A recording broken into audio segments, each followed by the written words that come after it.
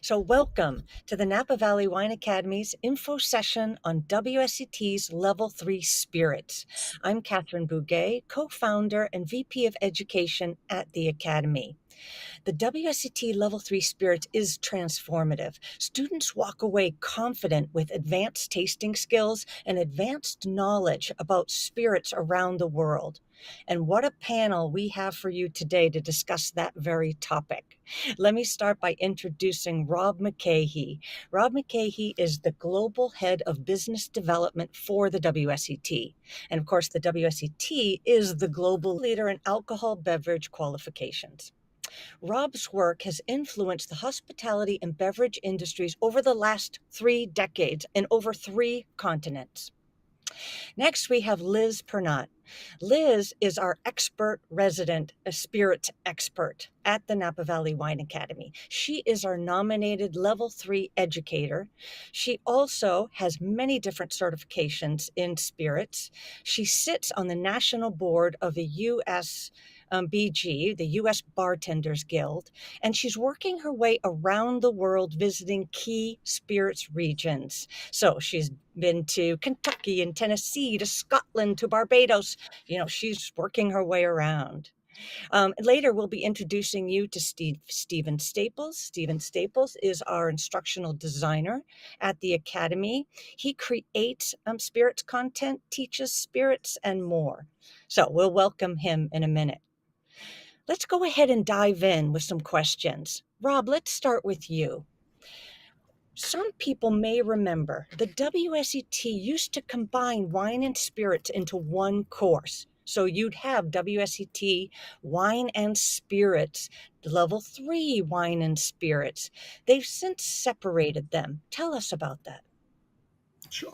Well, thanks for inviting me onto this panel today. It's great to be here with everybody.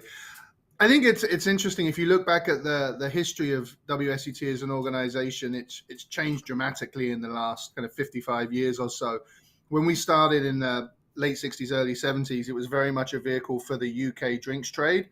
So it made a lot of sense. And if you look back at some of those old materials, that they look quite dated now, but they were kind of, really at the cutting edge back then. And it was that we had everything. There was beer in there was spirits in there was wine in there.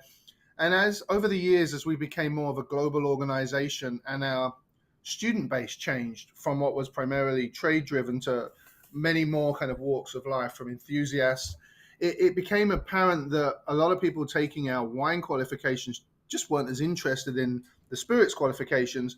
And the ones who were interested in spirits felt like we didn't go far enough into those spirits categories to make them worthwhile. So a decision was made around 2003, I think it was, when we first launched the Level 2 spirits, which came first. Very different to how it looks now. And then in 2009, we launched Level 1 spirits. And at that time, we still had a small element of spirits in our wine qualifications. And as I'm sure a lot of people will remember, we used to have a spirits module in our wine diploma as well. When the decision was made that we were going to launch an advanced spirits qualification at Level 3, and we'd have that full suite, that gave us the opportunity then to remove spirits entirely from the wine curriculum and have standalone tracks for wine, for spirits, and obviously sake and later beer as well, which just fitted better with our pedagogy and methodology when it came to learning outcomes and assessment criteria. Yeah, no, that makes sense. It's something specifically for a spirits audience. So that's appreciated. Who was responsible for creating the WSET's curriculum around spirits? Depending who you ask in London, there's a lot of people who would say it's their idea. It's definitely a lot of work for a lot of people. We obviously have an entire product development team that work on materials, and then we have subject matter experts both within and externally to our organization. So I think what makes our spirits qualifications unique is we're certainly not creating content in a silo. We're going to the experts, the makers, the producers, and making sure all of the information we have is current, is accurate, is scientifically relevant. And then we have our own teams internally who kind of package that with the correct tone of voice for what we present, make sure that things that are included are examinable, because that's an important facet of what we do as well as a qualification with an exam. And then we have an entire team of people who work on the design side of things, both physical textbooks, digital resources. So it really is a lot of work. And that's before you start thinking about translation projects and things like that. So it's quite a big team. It requires a lot of input just to kind of check each other and make sure that we all have areas of expertise. But the most exciting part is reaching out to those experts and them trusting us as a resource for the broader world of spirits and anyone interested in it. Yeah, no, that's incredible. That's a lot of brains, on the course. So A lot good. of Well, egos as well, but there we are. so there are the three levels, right? The level 1, the level 2, the level 3. We're here today to discuss the level 3. So maybe you could give us some insight, into the specific level. Yeah, and I think it's interesting to understand something else that I think we do differently to a lot of other organizations or courses that people might come across. Our courses aren't designed just simply to be about facts and learning and recalling facts.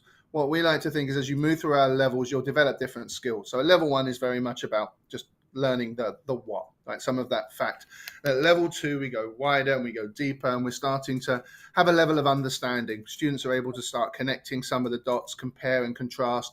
And then at level 3, it's really about more of those ability to explain, the ability to kind of not only connect the dots, but understand and explain to others how different decisions during that production process will impact style, quality, and outcomes. And I think that to me is what makes really level 3 very exciting.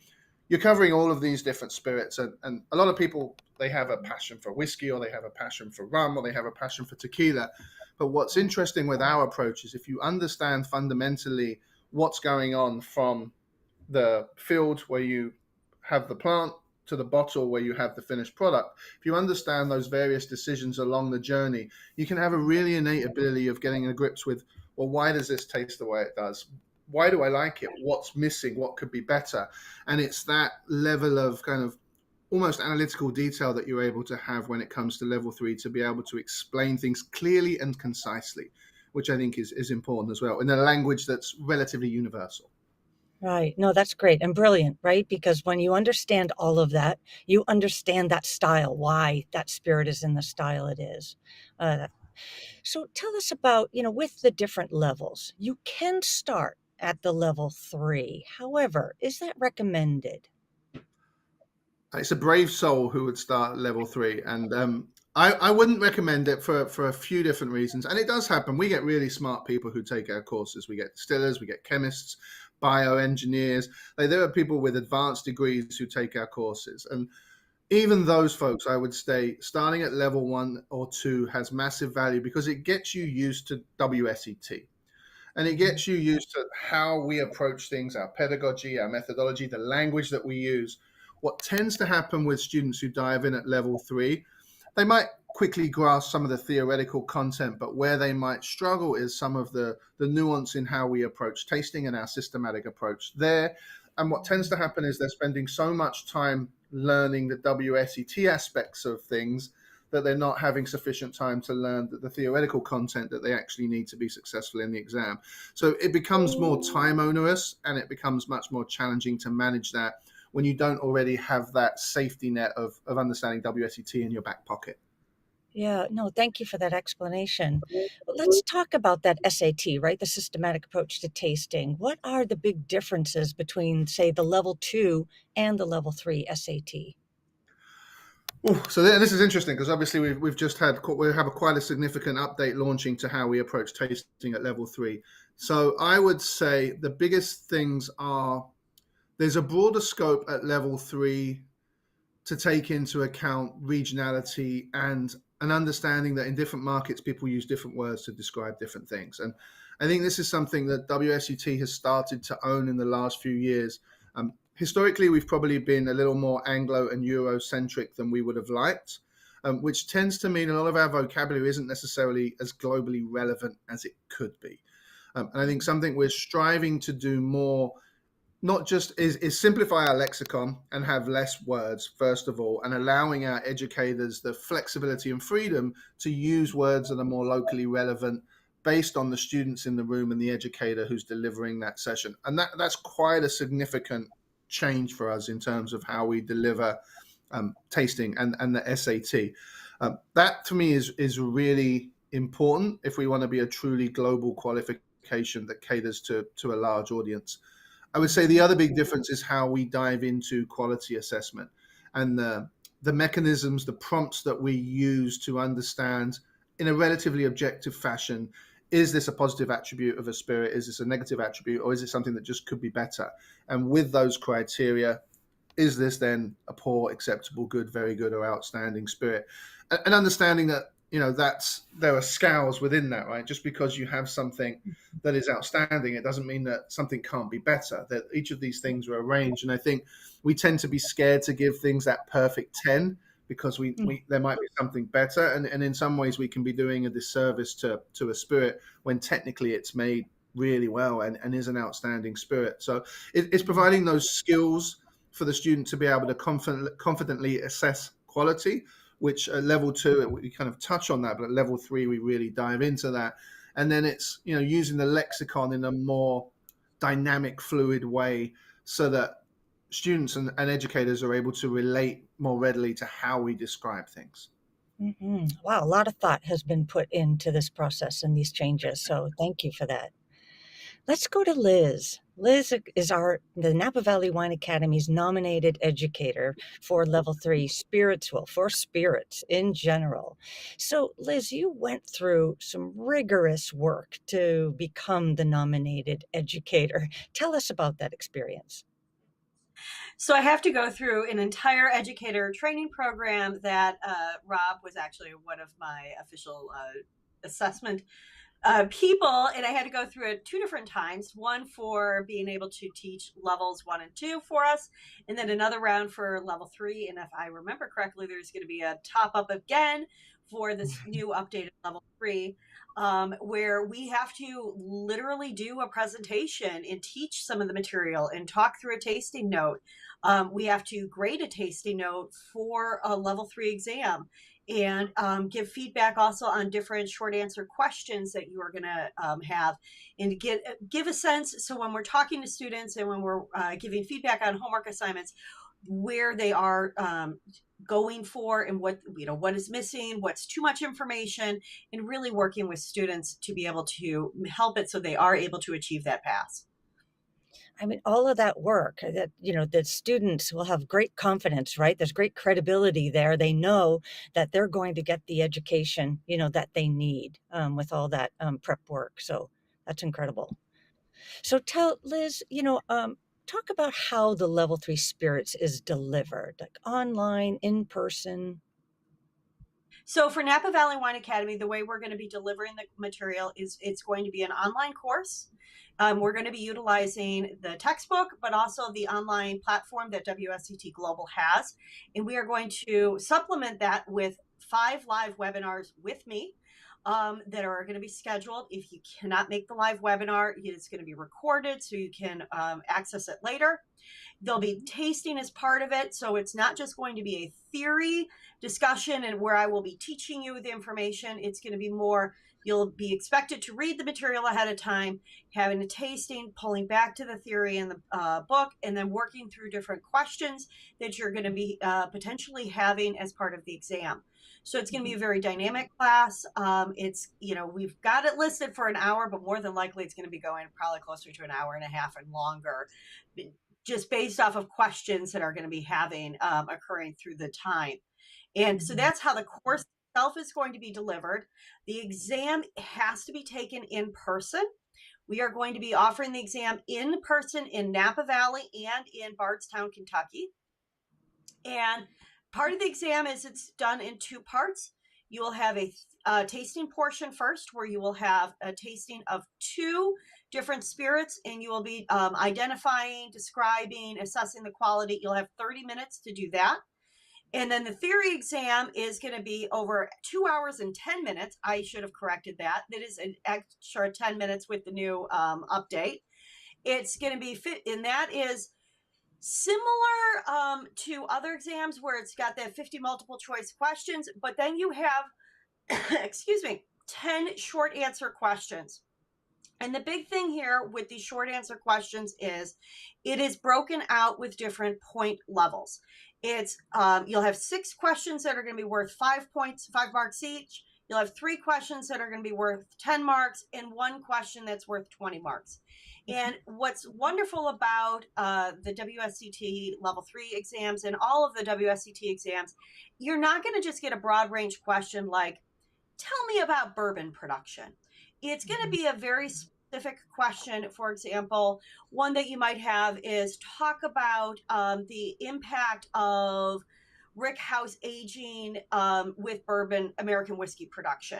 And they're looking for very specific information that you can pull back from the textbook. So they're not looking for, well, Maker's Mark does it this way and Buffalo Trace does it this other way. It is specific to the information that's in the textbook. And one of the great examples that we put together was explain how the use of agave fibers during fermentation would impact the flavor profile of tequila.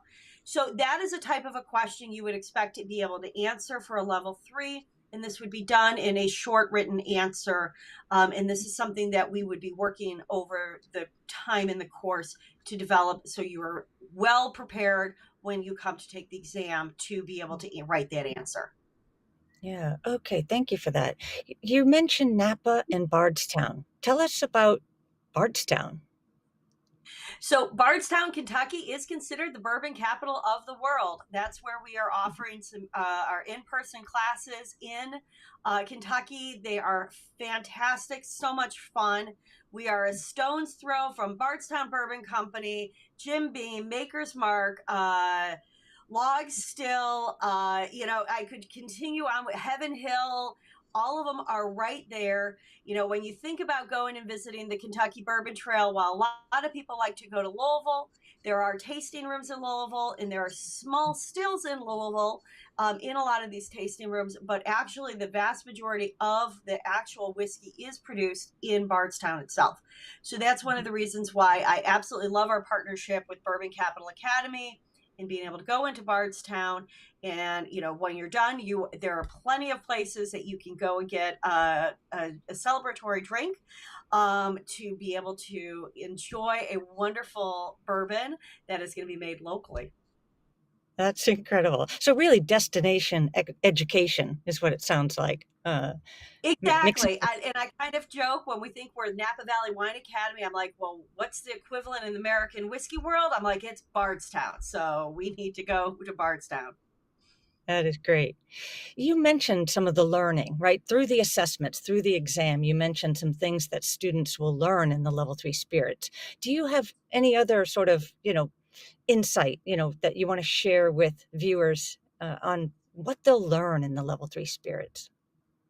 One of the things that I really absolutely love when we get to level 3 in comparison, in level 1 and level 2, we talk about differences in column stills and pot stills. Level 3, we get down into the nitty gritty. When we're talking American whiskey production, we're talking the beer stills. When we're talking rum production, we're talking double retort stills, which is what is up on the photo in front of us. And you need to know and explain how those work, where the vapor goes, the different production decisions that are made as to the cuts and how it's going to impact the flavors and aromas that are going on. And you really get into these very granular specifics. And I love it. So you can truly grab pretty much any bottle in a liquor store on shelves and be able to explain the production decisions and why it tastes the way it does because of all the different things going all the way back to the raw material. We'll stick with the rum example.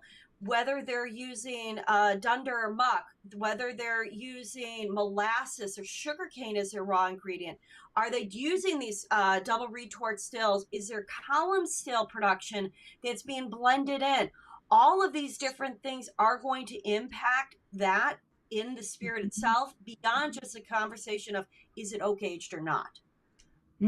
No, I mean, I can see some great conversations going on with like bartenders, right? And they're serving something and can talk, all about, why that spirit is in the style or tastes the way it does. That's good fun. Thank you for that. Let's bring Stephen on. Stephen Staples. Thank you. Thank you, Stephen. Great to see you here. Stephen, as I mentioned earlier, he is an instructional designer with the Napa Valley Wine Academy. He concentrates on spirits content. He's created spirits content. And I would love specifically for you to talk about the course material that we provide, for the level 3 spirits, and in your own experience with level 3 spirits, because you took the program and you also teach spirits. Yeah. So I've always been interested in spirits. I think because it's such a process-driven thing, and I think you see it when I study wine and with beer, like the entire all the processes involved. But I think more so than beer and wine, you can really manipulate things in the process with spirits, and I just find that very, very intriguing. And just comparing fermentation across the differences is really interests me. So the deep dive that level 3 is really great because I thought I had a pretty sound knowledge, but we brought in the Asian spirits, which I really hadn't had much experience with. If I just bring that up really quick, so baijiu and shochu and soju and things like that, but just how things really work. And so when I do, when actually, some photos I took here when I went to Jamaica. You go to places like this, and you're like, I know how that's working. And then when you're tasting with the distiller, like you can really, your palate, you improve, through the training. And you can really ask good questions and know exactly what's happening. And if you're not quite sure, you can ask, and you can probably get an answer and understand it. Over there you can see in this picture the Dunder pits, which I didn't really know too much about, and I've always loved rum. But going to these high ester distilleries, this is at Hamden in Jamaica, was just fantastic. I was really, really giddy. So it's just so much power having this understanding of spirits, and at every level you sort of you feel much more. You feel like a master as you walk into a liquor store, and you're like, oh, I know what's happening here, but really with level 3 you really have such an amazing understanding of how this spirit was made, and you get really, really excited when you see something new that you haven't tried before. You're like, oh, I've got to try this. So yeah, really. Sorry. No, I love that I can hear from you and Liz when you're talking about the different spirits, just the appreciation that you have for them. It sounds like you're working your way around spirit regions as well. I'm Good trying my fun. best. Yeah. And no, if you're close by, you've got to go try them. There's all those classic regions are really exciting. Definitely. Absolutely. Well, let's go back to the Napa Valley Wine Academy material and how we're going to help students, right? Because there is that exam at the end. Of course, it is about the learning. And I know that you've created, lots of material for students to, help them learn, to aid them in their studies. Tell us more about that, Stephen. Yeah. So like we mentioned earlier, we have the global platform that will be that students will be able to utilize, and there's some amazing learning there. Sort of progressively and scaffolding students to learn there. You've got the textbook, but beyond that, we've designed animations and things like that for which I think have gone down really well. Animations of how these stills work, and we've got obviously the webinars and things, but we'll look to add practice questions and homework tasks and things like that to really help students practice those skills that Rob sort of talked about. Because you can read the book, but you're probably not going to succeed if you just read the book. You really do have to practice those skills. It's like a tennis serve. You've got to practice. It's not just going to come naturally because you understand the mechanics of it. You do have to practice. And so we're very much at Napa Valley Wine Academy, putting the understanding into action. And so that you come away with, yes, this understanding, but you come away with skills as well. And it's not just a final cram at the end of the night, because you're really not going to succeed at level 3 at any of the level 3 courses if you just try and do that. No, that's incredible. So a building of the skills, and you mentioned the animations that were created. I couldn't believe those animations. I could understand. It took me so long when I was studying. I took the diploma when the spirits was included in it, and I would draw. I wasted so much paper. I'm sorry, Mother Earth. Trying to draw out what's happening in the column still. What is this process? And then I see, years later, this animation that just explains it so clearly. And I think, aha. So I'm just really excited about some of the, tools that are created to help students in their learning. Yeah, sometimes it's Really great. hard to read the written word and sort of understand what's happening in an enclosed system. And even a video, I could do a video of a still, but you really can't see what's happening unless they've got like a sight glass or something like that. So being able to really visualize and then apply that with your illustrations, Catherine, I think that, to help you remember, I think if you combine those two things, you really come away with such a deep understanding. And like Liz sort of mentioned, just where the steam goes and what happens and how we can manipulate that and how that's going to impact the final flavor profile of the spirit, I think is it's a lot of fun to sort of once you sort of understand it. And particularly, it really blew my mind. I remember doing level 3 and I was messaging Liz probably most days, particularly on those Asian spirits, where I'm like, it was just blowing my mind how these ancient processes worked and the results that you get, all those grains getting in the way, and the reflux, and it was wonderful. It was just, I was all giddy. Yeah. I love the excitement. So it sounds like, there's lots of tools to help the student, but look, there is a dedicated instructor, so if there still are questions, following the reading and all of the tools that we've created, you've got a dedicated instructor to ask questions to, right? So Liz Pirnat is there to answer any questions you have. Let's go ahead and I see we have a number of questions coming in from viewers. Let's go ahead and take some of those. I have one for Rob. Rob, one of our viewers is asking about similarities and differences with the CSS, so the Certified Specialist of Spirits. Can you tell us about that? Sure, and I will do it without disparaging anybody, because I think they have some great resources and they have a great textbook. And I think for me, knowledge is power, and I would always recommend people take as many qualifications as their time and pocketbook allow. But I think for me, the biggest differences are, I think Stephen touched on this. We're not just teaching. We're not just helping students acquire knowledge, we're helping students acquire skills. And it's that dual acquisition, I think, that fundamentally separates us from other qualifications. And especially at level 3, where those mechanisms are being measured. I think Liz touched on those different short answer questions. And those questions aren't all looking for the same sorts of skills. Some of them are just looking for some factual recall. Some of them are looking to see that you understand. Some of them are looking to see that you can explain. So there are specific prompts in those questions, whether it's asking you to list, state, identify, describe, or explain, so that we can actually really measure whether or not the student has acquired the skills necessary to be successful in this exam. And for me, that's the biggest difference. We tend not to focus on history and cultural side of things. I think that's a little trickier there to ensure everything is 100% valid and accurate and true. The challenge with history and alcohol is people were generally drinking when they were writing stuff down. So a lot of the information is hard to assess.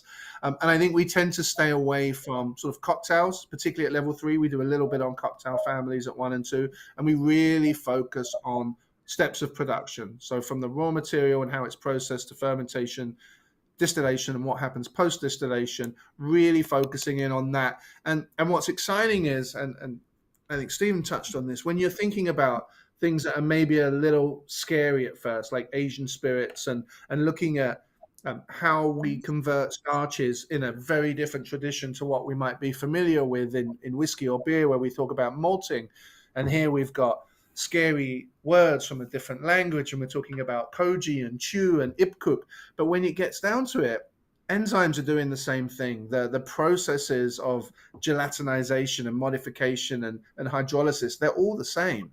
And what's great about how we present information and engage with it is we're showing you the similarities as well as the differences. So it's beyond just here's some facts that you can learn and take a multiple choice test to show that you've learned those facts. It's what are you going to do with those facts? How can you show me that you actually have some of that meta, that you can take this and do something tangible with the information that you've learned? It's a very long-winded answer. I apologize. No. It's actually very much appreciated, I'm sure. So with those differences that you mentioned, does it make sense? Is it helpful to students to take both, if they can, if they have the time and the resources, to take both of the courses? I think so. I think there's value in that. Again, if people have the time and the inclination, I think our tone of voice is slightly different. I think the scope of what we cover is different and the focus of what we cover is different. But there are certainly areas where there is plenty of overlap as well. I would, I would say that the CSS is probably is probably a level like a 2.5. If I had to say, I would say level 3 is probably going to stretch you a little bit more. Level 2, for people who are in the industry and have been doing it for a long time and maybe have their CSS, I think level 2 should be very achievable. But I think there's value in both for sure. Good. Thank you for that. Let's see. We have another student who is asking about time management. They say they have a full-time job. Do they have time for the level 3 spirits? Let's go to Stephen. Yeah, I did have a full-time job when I did it. It was with the Napa Valley Wine Academy, so it's always helpful to, but I did it on top of having the full-time job. So I just didn't just study all day, Catherine. I got work done, don't you worry. Yeah, I think it's certainly achievable. I think you need to you do need to be disciplined. At level 1, level 2, a little less disciplined, but level 3, you need to be like, okay, I've got these hours that I can work. I can find some time here. I can multitask while I'm listen to something while I'm driving or folding clothes or something like that. Maybe that's just what I do. I think the other key with level 3 is choosing the right time to do your exam. I think if you choose to do it too soon afterwards and you're not ready, you're going to really struggle. And if you wait too long, you may have, not really put all the work in that you needed to, or you may have forgotten things or not been practicing enough. So depending on the kind of, person you are and, balancing enough time afterwards where you can make sure you can complete the course in its entirety and do some practice, but not waiting too long, I think is really, really important. But don't feel pressured to be like, okay, here's my 9 weeks here and I've got to do the exam the week after it's finished. I think that that can potentially be a mistake. So my advice would be to wait until partway through the course before you choose your date, or even if you think this is not, I'm so far behind, it's probably worth postponing your exam to a later point so you really can catch up. And again, just being disciplined and having a study plan. And I think, I think it's such enjoyable learning. Like I just, I really enjoyed the learning, so I just didn't do other things, which was fine with me, and learned about spirits. Yeah. All right. Sounds like there's some benefit to taking some time to digest, the material, the learning, almost like the Goldilocks, right? Not too soon, not too late. Yeah. Great. Well, let's see. I know there's a whole. Let's take a few more of these questions that are coming in from students. I see one on, hey, this level 3 spirits. How does it help my career? Thinking about career. Why don't we go to Liz on this one?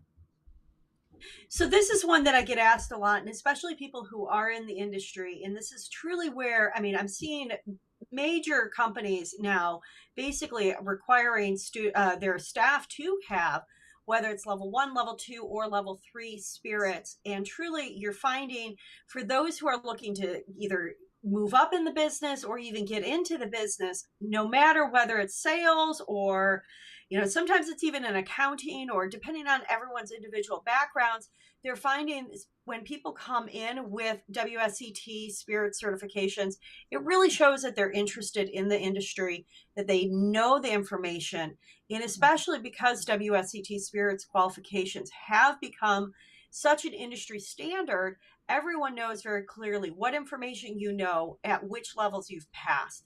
And the number of people I know who've been able to move up in the industry because of these qualifications, they've been able to sell more, they've been able to communicate more. Even if it's somebody who works in a craft distillery in the middle of, for example, Pennsylvania, I'll use that as an example. They're not in Kentucky, they're not in Scotland, they're not in a Caribbean island, but at the same time, if they're at a distillery there, you're going to have people coming in that are going to say, well, I love rum, or I love single malt scotch, or I love bourbon. And you're able to explain the differences between your process and their process, and how they're similar or how they're different. So it really helps better communicate with your customer itself.